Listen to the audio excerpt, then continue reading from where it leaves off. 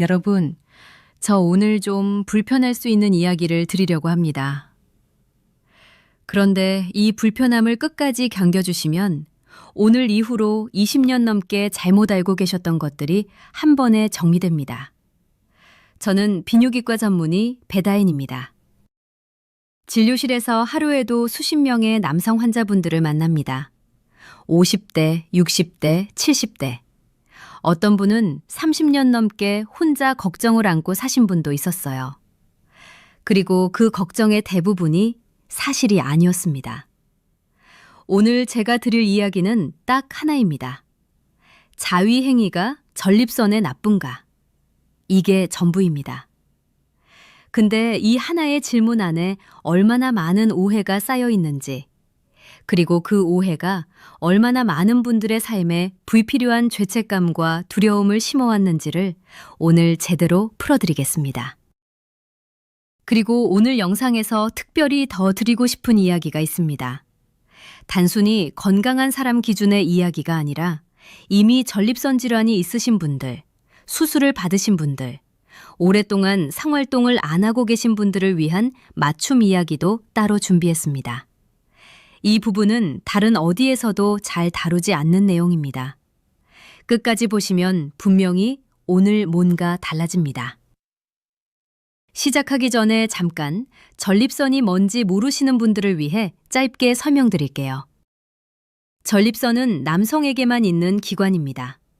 크기는 호두알만 하고 방광 바로 아래에서 요도를 감싸고 있는 구조입니다.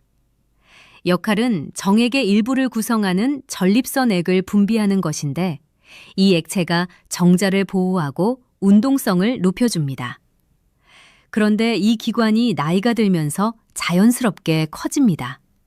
그 과정에서 전립선 비대증, 전립선염, 전립선암 같은 질환들이 생길 수 있어요. 50대 이상의 남성분들에게는 절대 남 이야기가 아닙니다. 자, 이제 본격적으로 들어갑니다. 진료실에서 제가 가장 많이 듣는 잘못된 믿음들 하나씩 부숴드리겠습니다. 첫 번째입니다. 자위행위를 하면 전립선이 망가진다. 이 말 어디서 들으셨나요? 어른들한테서 들으셨나요? 친구한테서? 아니면 인터넷 어딘가에서 어디서 들으셨든 간에 이건 의학적으로 전혀 근거가 없는 이야기입니다. 단호하게 말씀드립니다. 자위행위는 사정을 동반하는 신체 활동입니다. 사정이 일어날 때 골반 근육이 수축하고 전립선도 함께 수축합니다. 이 과정에서 전립선 내부에 쌓여 있던 분비물이 바깥으로 배출됩니다. 쉽게 말씀드리면 사정은 전립선을 청소하는 행위에 가깝습니다. 분비물이 정체되지 않아야 세균이 자라기 어렵고 염증이 생길 가능성도 낮아집니다. 진료실에서 이 속설을 들을 때마다 저는 속으로 한숨을 쉽니다. 왜냐하면 이 잘못된 믿음 때문에 수십 년간 불필요한 죄책감을 안고 사신 분들이 너무 많기 때문입니다. 그 죄책감 자체가 스트레스를 만들고 그 스트레스가 오히려 전립선 건강에 악영향을 줄 수 있어요. 오해가 오해를 낳는 구조입니다.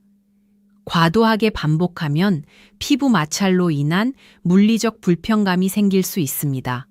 하지만 그건 전립선의 문제가 아닙니다. 전혀 다른 이야기예요. 적절한 빈도에서 자위행위 자체가 전립선을 손상시킨다는 증거는 어디에도 존재하지 않습니다. 두 번째입니다. 자위행위를 하면 전립선암이 생긴다. 여러분, 이건 사실과 정반대입니다. 반대요. 오히려 규칙적인 사정이 전립선암 위험을 낮춘다는 연구 결과가 있습니다. 하버드 대학교에서 진행한 대규모 연구였습니다. 3만 명이 넘는 남성을 장기간 추적 관찰했어요. 결과가 어떻게 나왔을까요? 한 달에 21회에서 30회 정도 사정하는 남성이 월 7회 미만으로 사정하는 남성에 비해 전립선암 발생 위험이 통계적으로 의미 있게 낮았습니다. 이 연구 결과는 미국 의학협회 저널 자마에 게재된 신뢰할 수 있는 데이터입니다. 학술지에 실린 검증된 연구입니다. 왜 이런 결과가 나올까요? 사정이 규칙적으로 이루어지면 전립선 내부에 염증을 유발하는 물질이나 독성 물질이 축적되지 않고 배출됩니다. 또 전립선 주변의 혈액 순환이 원활해지면서 전반적인 건강 상태가 개선됩니다. 면역 세포도 잘 이동하고 세포 단위의 산화 스트레스도 줄어든다는 기전이 제시되고 있어요. 그렇다고 해서 그럼 한 달에 꼭 21번을 채워야 하는구나 라고 받아들이시면 안 됩니다. 이 수치는 하나의 방향성을 보여주는 것이지 의무 목표치가 아닙니다. 중요한 건 완전히 장기간 중단하지 않는 것, 그리고 자연스러운 리듬을 유지하는 것입니다. 세 번째입니다. 자위 행위를 하면 남성 호르몬이 줄고 정력이 떨어진다. 특히 연세가 있으신 분들, 50대 이상의 남성분들이 이 걱정을 정말 많이 하십니다. 진료실에서 처음에는 전립선 때문에 오셨다가 진료 마지막에 선생님, 혹시 그게 정력에도 영향을 미치는 건 아닌가요? 라고 조심스럽게 여쭤보시는 분들이요. 결론부터 말씀드립니다. 아닙니다. 사정 직후에 테스토스테론 수치가 아주 짧게 변동할 수 있습니다. 그건 사실이에요. 그런데 그건 일시적인 생리적 반응이고 장기적으로 자위 행위가 남성 호르몬 수치에 영향을 준다는 근거는 없습니다. 정자 생산도 마찬가지입니다. 빈번한 사정으로 한 번에 나오는 정객량이 일시적으로 줄 수 있지만 이건 정상적인 반응이고 며칠이면 원래대로 돌아옵니다. 자위 행위가 정자의 질 자체를 저하시킨다는 근거도 없습니다. 정리하면 이렇습니다. 자위 행위는 정력을 갉아먹지 않습니다. 오히려 규칙적인 성적 활동은 테스토스테론 분비를 자극하는 측면도 있어서 아예 성활동을 중단하는 것이 호르몬 측면에서 더 부정적인 영향을 줄 수 있다는 연구들도 있습니다. 자, 여기까지가 잘못된 속설들을 부수는 이야기였습니다. 이제 반대로 규칙적인 사정이 실제로 전립선에 어떤 좋은 영향을 주는지 하나씩 짚어드리겠습니다. 첫째, 전립선 내 분비물 정체를 예방합니다. 전립선 우혈이라는 상태가 있습니다. 전립선 내부의 관이 막히거나 분비물이 배출되지 않고 쌓이는 상태입니다. 이게 지속되면 묵직한 통증, 회음부 불편감, 벤요시 불편감으로 이어질 수 있어요. 규칙적인 사정은 이 우혈을 예방하는 가장 자연스러운 방법입니다. 둘째, 골반 혈액순환이 개선됩니다. 사정 시에는 골반 근육이 리드미컬하게 수축하면서 혈류가 활성화됩니다. 전립선에 충분한 영양과 산소가 공급되고 면역세포도 원활하게 이동합니다. 전립선 건강의 기본은 혈액순환입니다. 셋째, 스트레스가 해소됩니다. 사정 시 엔도르핀이 분비됩니다. 심리적 안정감을 줍니다. 이게 왜 전립선과 연결될까요? 만성 스트레스는 코르티솔이라는 호르몬을 과다 분비시키고 코르티솔이 만성적으로 높으면 전신의 염증 반응을 촉진합니다. 전립선도 예외가 아닙니다. 스트레스 관리가 전립선 건강과 직결되어 있다는 의미입니다. 20년 넘게 진료를 하면서 제가 임상적으로 느끼는 것이 있습니다. 규칙적인 성활동을 유지하시는 분들이 그렇지 않은 분들에 비해 전립선 관련 증상으로 오시는 빈도가 상대적으로 낮다는 점입니다.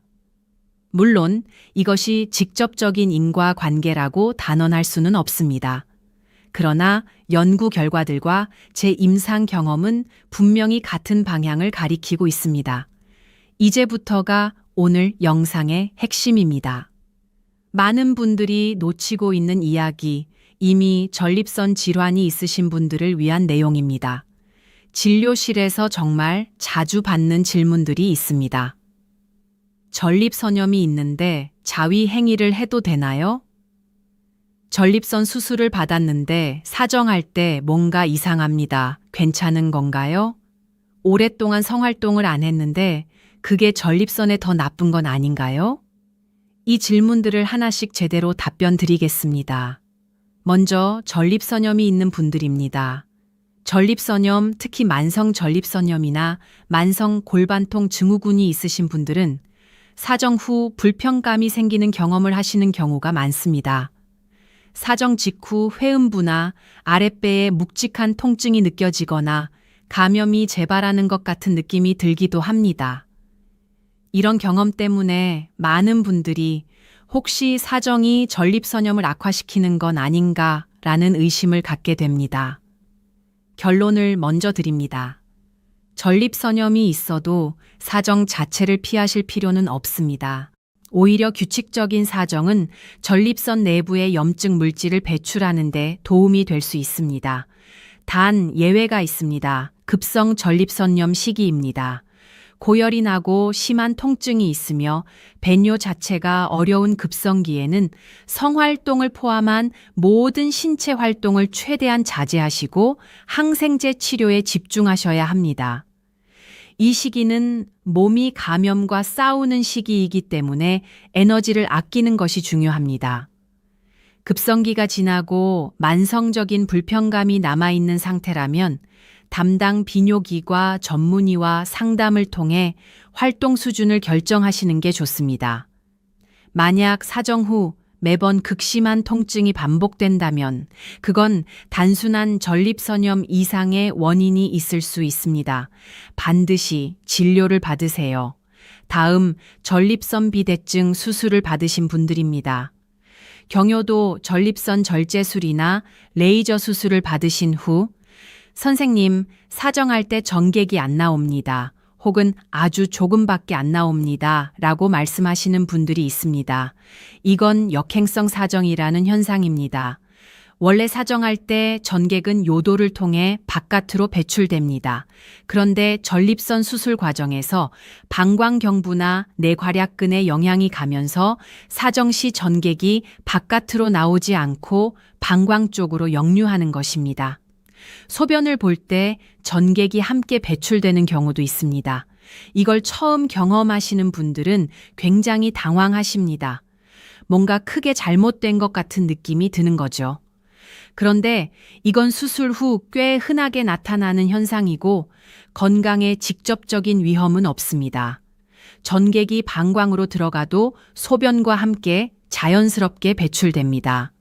수술 담당 선생님이 미리 충분히 설명해 드렸어야 하는 부분인데 설명 없이 퇴원하시고 나서 뒤늦게 당황하시는 분들이 많습니다.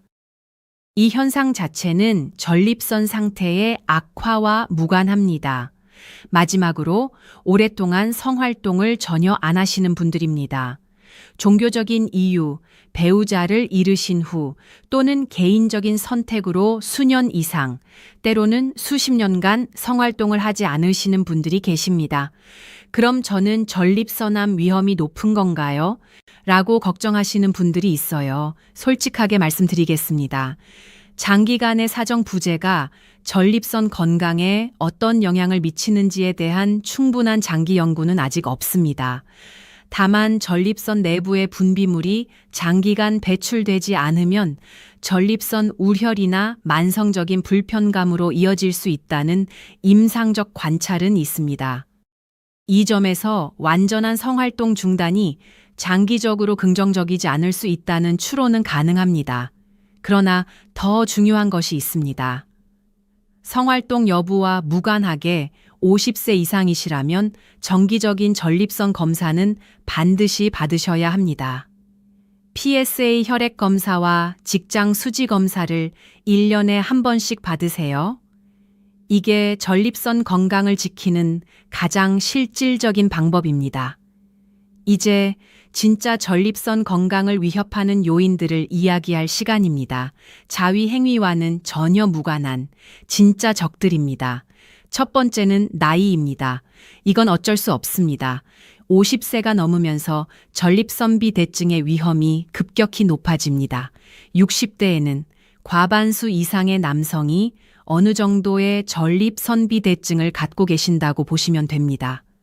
전립선암도 연령과 비례해서 발생률이 올라갑니다. 나이를 되돌릴 수는 없지만 나이를 알면 더 일찍, 더 자주 검진을 받을 수 있습니다. 두 번째는 가족력입니다. 아버지나 형제 중에 전립선암 환자가 있으시다면 본인의 위험도가 유의미하게 높아집니다. 이런 분들은 더 이른 나이부터 더 자주 검진을 받으셔야 합니다. 40대부터 PSA 검사를 시작하시는 것도 고려해 볼 수 있습니다. 세 번째는 식단입니다. 붉은 육류 위주의 식사, 포화 지방이 많은 음식, 가공식품이 전립선 건강에 좋지 않다는 연구들이 축적되고 있습니다. 반면에 토마토에 들어있는 라이코펜, 녹차의 카테킨, 그리고 두부나 된장 같은 콩 발효식품에 들어있는 이소플라본은 전립선 건강에 긍정적인 영향을 준다는 데이터가 있습니다.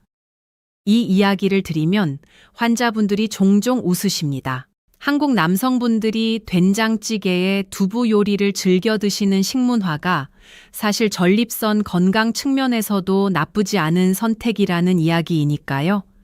굳이 비싼 영양제를 사실 필요 없습니다.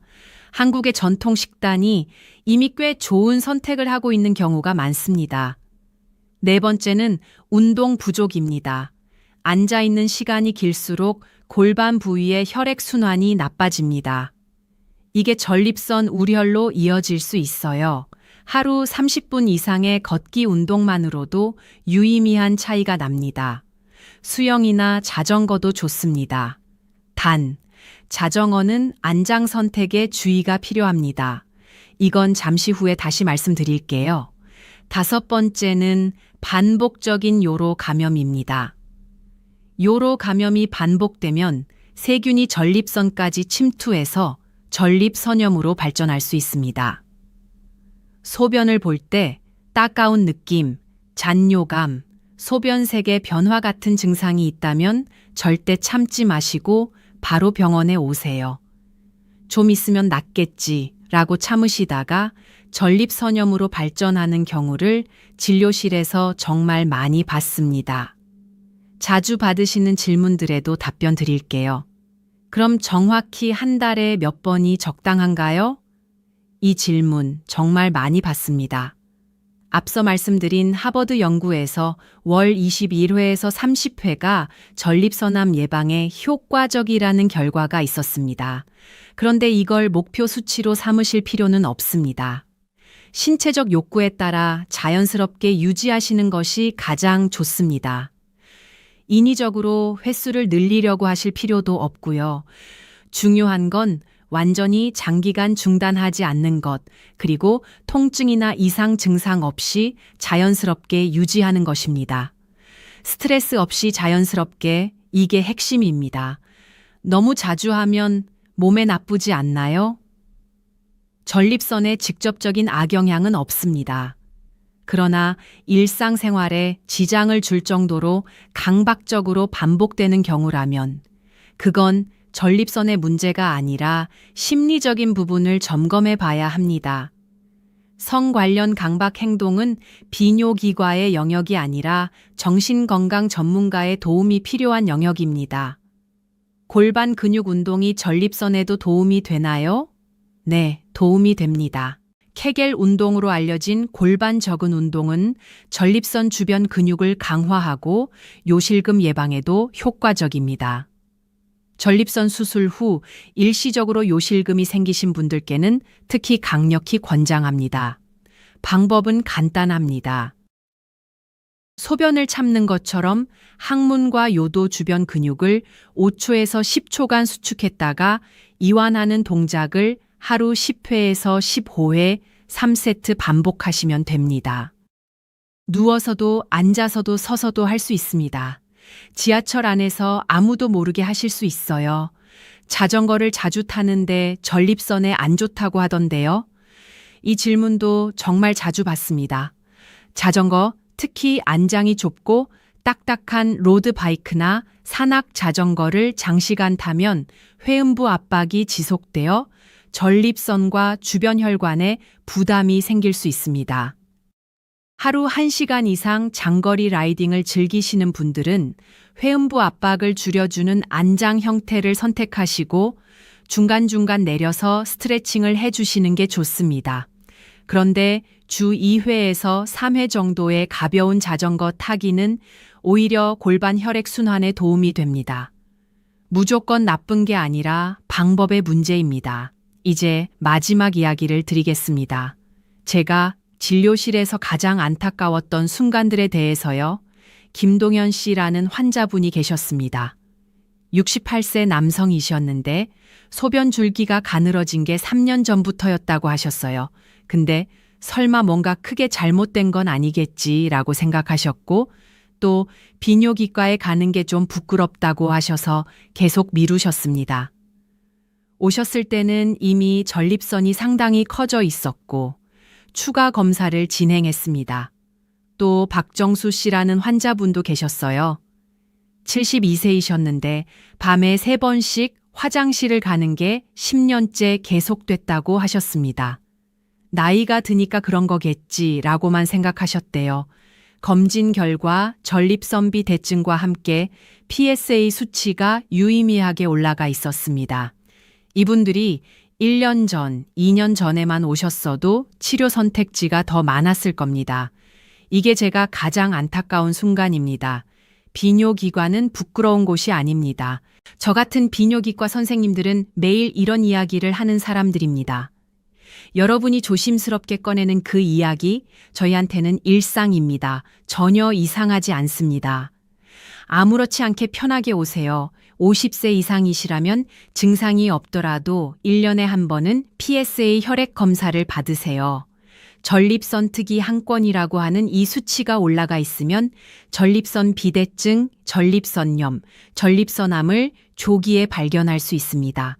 전립선암은 초기에 발견하면 완치율이 매우 높은 암입니다. 두려워서 검사를 미루는 것보다 조기에 발견해서 치료받는 것이 훨씬 낫습니다. 이런 증상들 중 하나라도 해당되시면 지금 당장 비뇨기과 예약을 하세요. 소변 줄기가 예전보다 가늘어졌다. 소변을 보고 나서도 시원하지 않다. 밤에 2번 이상 화장실에 간다. 소변을 볼 때 힘을 줘야 한다. 소변이 갑자기 급하게 마렵고 참기 어렵다. 소변에 혈액이 섞여 있는 것 같다. 이런 증상들은 대부분 전립선 비대증으로 인한 것이고 요즘은 좋은 약과 치료법이 많아서 삶의 질을 크게 개선할 수 있습니다. 참지 마세요. 미루지 마세요. 부끄러워하지 마세요. 자, 오늘 이야기를 정리하겠습니다. 자위행위는 전립선을 손상시키지 않습니다. 전립선암을 유발하지도 않습니다. 오히려 규칙적인 사정은 전립선 건강에 긍정적인 영향을 미칩니다. 하버드 연구를 포함한 여러 연구들이 이를 뒷받침합니다. 자위행위는 남성 호르몬을 감소시키지 않습니다. 정자의 질을 저하시키지도 않습니다. 전립선염이 있으신 분들도 급성기를 제외하면 사정 자체를 피하실 필요는 없습니다. 전립선 수술 후 역행성 사정이 나타나는 것은 흔한 현상이며 건강에 위험하지 않습니다. 오랫동안 성활동을 안 하시는 분들도 정기적인 전립선 검사만큼은 반드시 받으셔야 합니다. 전립선 건강을 위협하는 진짜 요인은 나이, 가족력, 식단, 운동 부족, 반복적인 요로 감염입니다. 자위 행위가 아닙니다. 20년 넘게 진료실에서 환자분들을 만나면서 제가 느끼는 것이 있습니다. 잘못된 정보 하나가 얼마나 많은 사람에게 얼마나 오랫동안 불필요한 고통을 주는지입니다. 오늘 이 영상이 그 잘못된 정보 하나를 여러분의 머릿속에서 지워드리는 역할을 했으면 합니다. 몸에 대해 궁금한 것이 생기면 혼자 고민하지 마세요. 혼자 검색하다 더 이상한 정보를 만나지 마세요. 전문가에게 물어보세요. 그게 본인의 몸을 위한 가장 현명한 선택입니다. 앞으로도 비뇨기과와 관련된 궁금증들, 여러분이 혼자 안고 계셨던 질문들을 하나씩 풀어드리겠습니다. 댓글로 궁금하신 점 남겨주시면 최대한 답변 드리겠습니다. 감사합니다.